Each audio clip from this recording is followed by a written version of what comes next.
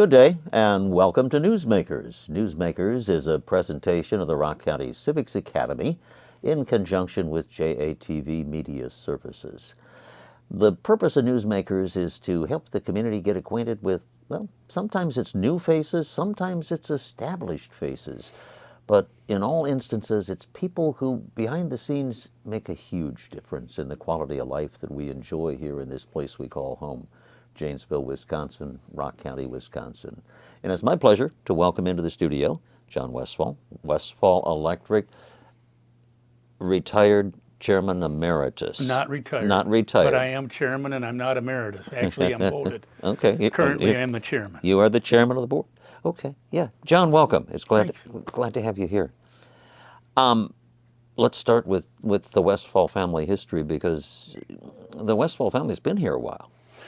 Yeah, I could talk a lot about it, but my paternal grandparents, Westphals, came to Janesville in 1931 as immigrants from Germany and started Westphal & Company in 1931. We started on the end of Franklin Street. The building is no longer there, on the corner of Franklin and Rockport Road, kind of down by Marling Lumber, as an electric motor sales and repair shop. And then moved to the former Olds dealership, which was next to where Wiggy's is now, where the city parking ramp is. And we were there for a long time, and then built another shop down on, let's say, North Parker Drive at the Memorial Bridge for a long time. And now we're out in the city industrial park, out by the youth sports complex, the Gazette printing facility on the east side. But my grandparents were German immigrants who left. My grandfather was conscripted by the Kaiser and fought in France for the Germans in World War I. And the country was economically decimated at the end of the war. And the Treaty of Versailles did no good deed for Germany at all, and it was a great time to get out if you could get out. And they had to, because there was nothing there for them, and came here, started our family business. My maternal grandparents were Deason's Janesville Ford. The Ford dealership, in what's now 400 West Milwaukee Street, was my grandpa's Ford dealership. He got that with help from his good corporate friend, Lee Iacocca, who got him the dealership in Janesville, but that only lasted about 20 years. It's tough being a Ford dealer in a GM town. Yeah. So our family has, been here. I'm the third generation of my family. Third generation. Your dad and mom took over the business in what year? My dad and mom, my dad graduated from UW-Madison in '59 and took over the business really at that time because his mother was dying and his father kind of abdicated his role in the business to take care of my grandmother. And so my dad ran it starting in '59. I graduated from college in May of '82, started working for my dad then, and then he died 17 months after, and that's when I took over. Okay. So I have been running our family's business since 1983. Which that's a long family history, and Janesville is kind of an interesting community because there's more than a handful of businesses that, well, they're second, third, and fourth generation businesses. I can think of a couple that are even longer. And somehow the business climate here is such that you can make it as a family business. Yeah, I think so too. I mean, you think of the Woodmans, right? And that's just very fundamental, straightforward. Pick your one foot up and put it down, save nickels, turn them into dimes, and just keep building. And Janesville is, to me, a place like that where those long-term, multi-generational family businesses are not trying to do get-rich-quick schemes. They are hardworking, put the time in, do things the right way, and just try to build legacy businesses. That's what we've tried to do, and the ones that are here that I emulate and admire are a lot the same way. When I first moved to Janesville, and I moved to Janesville in 1997, so I'm a youngster here. I lived in a community out west where if you weren't fifth generation Nevadan, you were an import, and I'm still an import. So But I was impressed with the fact that there's a strong business community here and a lot of locally owned businesses. It's not dominated by the big dogs. It's small businesses that grew in the community as the community grew. And there's a certain culture that is here that is really admirable and kind of unique. You started in coming out of college, 17 months later, you find you have the business in your lap, literally, because your dad passed suddenly, I understand. That had to have been a huge adjustment for you at that point in time. Yeah, it was, you know, I just turned 24, you know. No 24-year-old has any business running a company that complexity and size.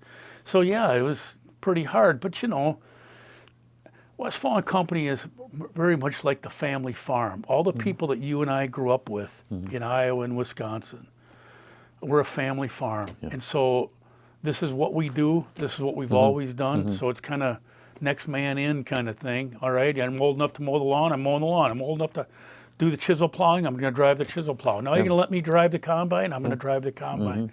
It's like that. Well, and I've always had an affinity for Westphal Electric because I grew up in a small town in northeast Iowa, and my father was an electrical contractor, and Gruber Electric was a big name in that community. And I think my father's biggest disappointment was none of his sons or daughters had any interest in sticking around and taking on the business. And I wonder how things would be different had well, I was number 6 in line, so had the first 5 said no, and I was the designated survivor. How life would have been different. If it had been like it's been for me, it would have been a tremendous amount of hard work and a tremendously fulfilling and enjoyable. Yeah. Well, you've always been a person who takes on challenges, and it comes naturally, I think. Yeah. College was UW-Madison, followed in your dad's footsteps. You played football, right? Yeah, I was what they call today a preferred walk-on. I graduated from Craig High School. I had a lot of success and a lot of accolades as a high school football player. And I'd grown up going to Badger football games with my mom and dad, both of them being alumni, since I was a little kid. Yeah. So I've been a Badger since I've been little. Sure. I got recruited by a lot of Ivy League schools because of my academic record and stuff, and no real worthwhile athletic scholarships, but I was recruited by Dave McLean, who was the incoming head coach, and interestingly enough, his assistant coach, George Christ, who was an assistant and was Paul Christ's father. Right. And George recruited me as what's called a preferred walk-on. So you weren't a scholarship, but you had a shot at getting a scholarship. Yeah, so I walked on and then earned a scholarship 2 years later. So I got a full ride my junior year. My junior and senior year, I had a full scholarship. So there's a lot of trust and a lot of hard work that goes into I'm a preferred walk-on, let alone I'm a walk-on. Because there's hard work being a scholarship holder, but there's a lot of hard work. Yeah, you've got to earn it like that. I mean, I could tell a lot of stories. Look, as a walk-on, for that walk-on to play ahead of full scholarship guys, you know, the recruiting coaches have to, you know, basically admit that they made a recruiting error or that you were overlooked. Maybe error. When I was playing, that's how I felt, right? And that was a chip on my shoulder that motivated me. Sure. In hindsight of being a grown-up, I mean, it's not a black and white, cut and dried thing. No. But they would rather see the young man or woman that they've invested so much time and energy in recruiting and see that person succeed instead of some scrappy, knucklehead, clawing, biting and scratching, fighting guy prove them wrong. And so I've always felt that as a walk-on, you had to do 1.x times a recruited scholarship player to get the opportunity to play. I don't know that if I did that, but what I did is I was persistent and just letting them know I wanted to get on the field. It meant a lot to me to be on the field, and I earned that through special teams. When was that moment when you felt like you had earned that scholarship? Is there any single moment? Was there a particular game, a particular moment in a game, or was it just the culmination of a whole lot of work and the scholarship holder who was ahead of you, or the two of them that were ahead of you, they both graduated? No, I'll tell you what it was. I played behind 2 first-team All-Americans. That's a tough spot, my friend. Okay, so a high school football player was pretty good. As a Big Ten football player, I was very average. Yeah. And I'm behind 2 first-team All-Americans. So I kind of know what my role is going to be. And I know based on my size what positions I can play and what they're going to let me play. And so that's why I knew my role was special teams. But when I believe as a college athlete, and I mean this with all due respect, you don't play for the coaches. You don't play necessarily for the fans, but I would say you play for the fans before you play for the coaches. You play for your teammates. And I felt that I had made it and earned my way when I earned the respect of my teammates. Because they didn't care how many minutes I played. They didn't care how many letters I earned, which was 2. They didn't care how many tackles I made or whatever. They cared about my effort and my participation and my being part of our family as a team. And once they accepted me, I felt like I really did belong then. There's a huge lesson there that translates into just about every element of one's life, whether it's in the business world or just in that process of being part of community. And not everybody's blessed to have that lesson brought home in that fashion. That had to have been really helpful when you suddenly found yourself at the helm of Westphal Electric in your hometown, no less. But this is still new territory for you, and you're coming off a couple of years, a couple of letters, and you're kind of a cocky college kid who made it. Yeah, I mean, that's a good point, Rich. And my brother, who's a year older than me, who I bought out of the business 25 years ago, but he and I took it over, when my dad died. He was an apprentice electrician. And he played college football at Eau Claire and was a captain there. And I remember talking with him right after, and what we basically said was, to use the vernacular, this don't mean nothing. We've faced tougher stuff than this before. I've done 2-a-days. I played in Ohio Stadium, I know what this is like. We can do this. Thank you, sir. Can I have another? Just hit me. It ain't gonna. I'm getting up. Let's go. Let's go. Let's go. So there is a confidence in the amount of endurance that I have, and my brother too. And it kind of would tell each other, we're the Terminator. You're gonna have to just blow us up to stop us. And so that's kind of how I felt, like, bring it on. I got nothing to lose. Bring it on. Let's go. Bring it on. Well, and that is such an incredibly valuable lesson to bring into your business life. And somehow you were able to translate that into a lot of success, and success that puts you in a position where you could be John Westphal, community advocate, and John Westphal, community volunteer.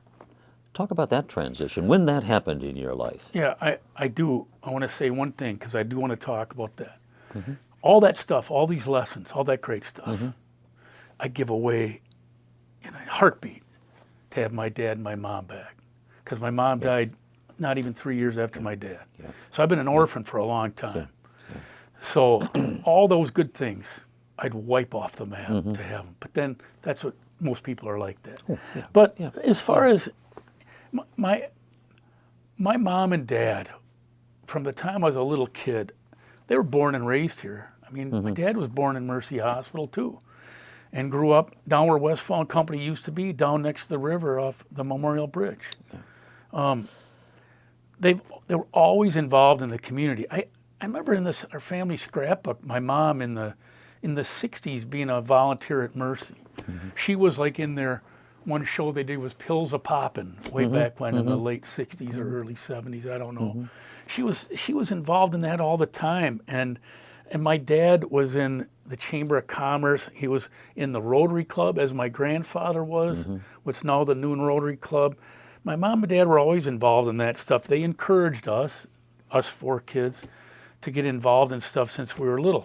You know, student council, or when you're in elementary school and high school, and athletics and stuff like that. So they always did. So it's, I mean, since I was a little kid, I remember helping my grandpa and my dad at the Rotary Horse Show. Since I was little, that's just what we did, right? Sure. And so it became kind of natural. As soon as I got out of college, because of that, right after my dad died, his friends and business associates recruited me. So, because they're always looking for new blood too. Right. So, hey, we need you in it's now the Noon Rotary Club. Okay. Hey, I need you at the Y. My dad was on the board of directors at the Y. Okay. So it's just kind of like stuff that was always a natural thing to do. But I mean, I'm born and raised and live here. Like I said, I was born in Mercy Hospital. I've lived here my whole life, other than 4 years, 8 semesters at UW. I mean, this is my hometown. Somebody's got to do this stuff. Somebody has to do that stuff, and one of the things that the Civics Academy has been about is the idea of helping push some people along and get them involved, because if you're going to be in a community, you want to be in a community. Is sort of the attitude that Dwayne and Paul and I have as we approach what we try to do, and at this stage in our lives, to get people involved. And we say, if not you, who? Exactly right. And if not now, when? That's right. And I was raised very similar to you. It was natural to get involved. And people would say in later years, well, why did you do that? Who was pushing you along? I'd say, well, nobody was pushing me. It's my town. Why would I not want to invest in my town? That's the most natural concept to me, Rich. You know, it goes to the ultimate oxymoron being common sense. Yep. Well, my version of common sense was, my parents did it. My brothers and sisters are doing it. I guess that's what we do. I guess that we do. You know, that's just part of the Gruber tradition. That's what we do. And to this day, my own kids do the same thing. We're part of a community, so let's be part of a community. It's interesting you say, because, you know, my college coach, Dave McLean, he was not the best game day pregame speech motivator, but he's a good human being with a really good heart. And one of the things he said all the time is, if not me, who? He talked about that all the time. And what he meant by that, if I don't make this block, who's going to make it? Yeah. If I don't tackle this guy, who's going to tackle him, right? That has always stuck with me. And I talk with it when I talk to young athletes. I use that same expression. And the other way I'd say about if not me, who, because I know this applies to you and to Rich and to Murph, all you guys, or you and Dwayne and Murph, is I like my ideas better than everybody else's ideas. So if I want to have my ideas go forward, I better get involved and then put forth my ideas. There's not many people that are going to pick up your ideas and run with them for you, right? Right, that's exactly it. And if they did, they wouldn't do nearly as good a job. That's my point. And that's why it's such a natural thing. As you progressed through your business, and Westphal Electric has grown into a very, very respected big business, and you're doing work all over Wisconsin and the Midwest and the across Midwest, the country, and with you're almost doing across the 900 country. employees. There's a lot going on. Which people, unless they ask the question and look, they don't realize the presence of Westphal Electric, which, you know, back in 1931 or 2, it was a little mom and pop shop. It sure was. And it's grown to be a respected Goliath in the business. And that's something to be really proud of. I am. I'm really proud of it. And when you're in it, if you're farming, it's not like you stand back at the end of a year and look back in the farm and go, because you're always thinking about, I got to buy, when's calving time? I got to buy more feeders now. I got to fix fence line there on the south line. You know, you don't take a lot of time to look back and be really proud. I mean, I'm getting there, right? Because I'm my daughter, my oldest daughter, now owns the company as CEO, so I get the chance now to not be so involved in the fight and have some perspective, and I am proud of it. But you know, and I'm not being falsely humble. It's not me. Like I said, you take a 24-year-old kid. Well, when I took over, all the employees are ones my dad had recruited, these smart people. They were loyal to him and the family. And I'm just the guy that grabbed the baton and said, okay, I'll do this. Now, over time, of course, that's changed, but listen, I've cost our company more money in mistakes that I've made or decisions that I didn't make than adding up all our employees have ever made.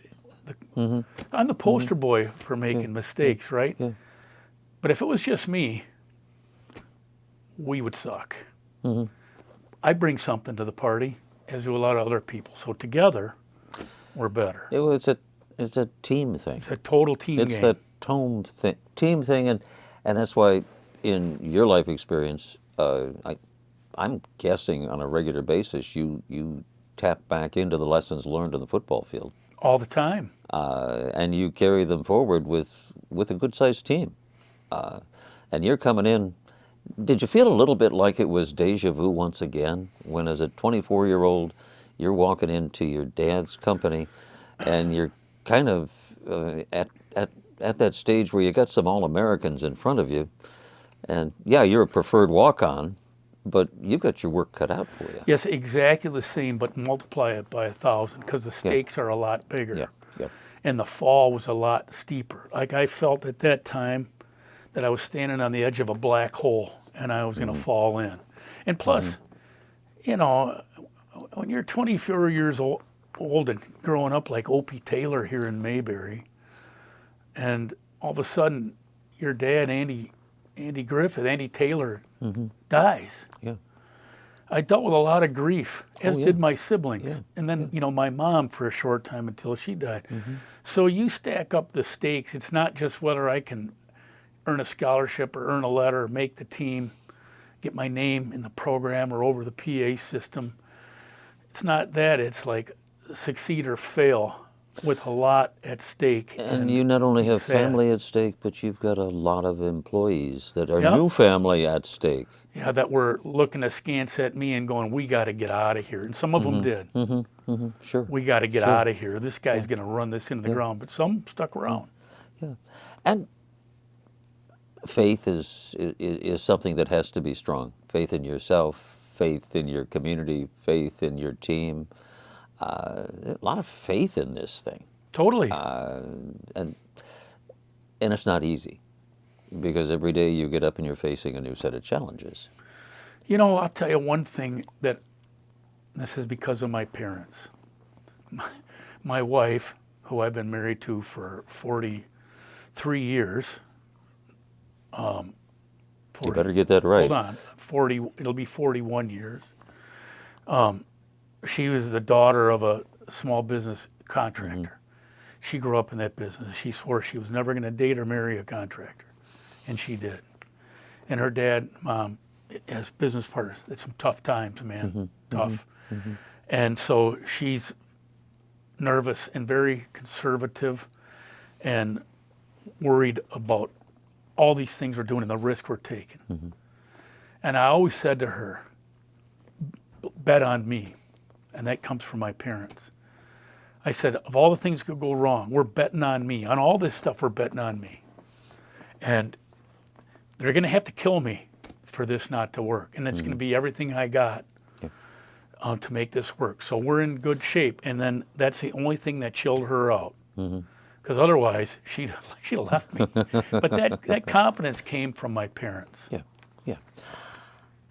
The toughest challenge is convincing your kids sometimes that they ought to be part of the business. And you've been blessed. You've got an oldest daughter who Yep.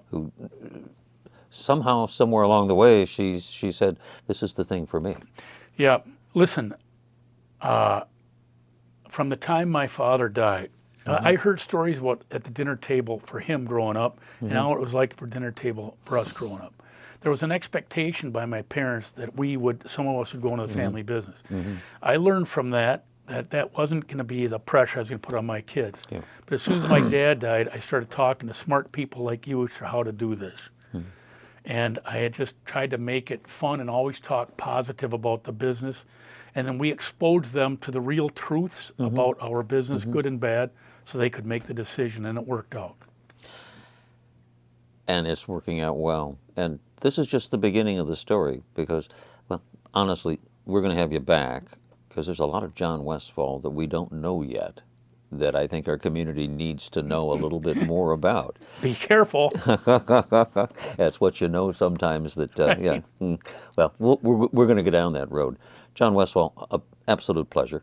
I look forward to doing this again soon. And, well, aces all around. Well, careful what you wish for, but I'll be back if you want me. Definitely. Okay. That's going to wrap us on this edition of Newsmakers, an opportunity for you as a member of the community to get to know the people behind the scenes that make a real difference in the quality of life we enjoy here in Rock County in Janesville, Wisconsin. Until next time, get informed, get involved, and you can make a difference in your community. Have a great day.